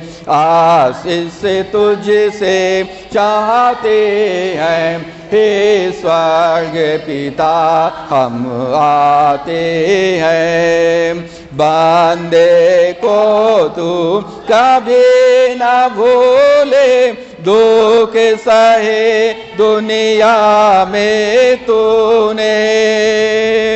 बांदे तू कभी न भूले, दुख सहे दुनिया में तूने। उस ही प्यार को चाहते हैं, उस ही प्यार को चाहते हैं, हे स्वर्ग पिता हम आते हैं। आशीष तुझसे चाहते हैं, हे स्वर्ग पिता हम आते हैं। आइए हम अपनी आंखों को बंद करें और परमेश्वर का धन्यवाद करें कि परमेश्वर ने हमारे जीवन का सारा अभागापन, सारे पाप, सारे बीमारी, सारे गरीबी, सारी दरिद्रता, सारी असफलताएं प्रभु यीशु मसीह को ऊपर डाल दिया और प्रभु ने हमारे पाप को क्षमा किया, हमको धार्मिकता प्रदान किया, हमको प्रभु यीशु मसीह ने दोष मुक्त किया, अपना जीवन का भागी बनाया, हमको आदर के योग्य बनाया, महिमा के योग्य बनाया, हमको धनी परमेश्वर ने किया। हम परमेश्वर का धन्यवाद करें कि प्रभु ने हमको स्वर्ग राज्य का अधिकार हमको प्रदान किया है।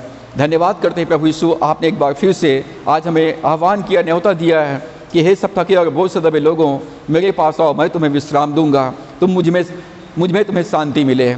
हम धन्यवाद करते हैं प्रभु, आपने कहा इस संसार में तुम्हें क्लेश होता है, परंतु ढाढ़स बांधो, मैंने संसार को जीत लिया है। प्रभु तेरा नाम का हम धन्यवाद करते प्रभु, आपने कहा तुम्हारा शोक आनंद में बदल जाएगा जब तुम इस सच्चाई को जानोगे कि प्रभु यीशु मसीह में अब मैं स्वतंत्र हूँ। ना कोई नर रहा, ना कोई नारी रहा, ना कोई दास और ना कोई दासी रहा, ना कोई स्त्री रहा, ना कोई पुरुष रहा, परंतु यीशु मसीह में हम सब एक हैं और यीशु मसीह में इब्राहिम के वंश और आशीष के वारिस हैं। हम धन्यवाद करते प्रभु, आपने कहा मैं तुमको आशीष दूंगा, तेरा नाम को बड़ा करूंगा, तो आशीष का मूल ठहरेगा, तेरे द्वारा सारी जाति के लोग आशीष पाएंगे और तेरे वंश आकाश के तारों के समान होंगे। परमेश्वर हम धन्यवाद करते हैं, तेरे नाम का हम स्तुति और तारीफ करते पिता।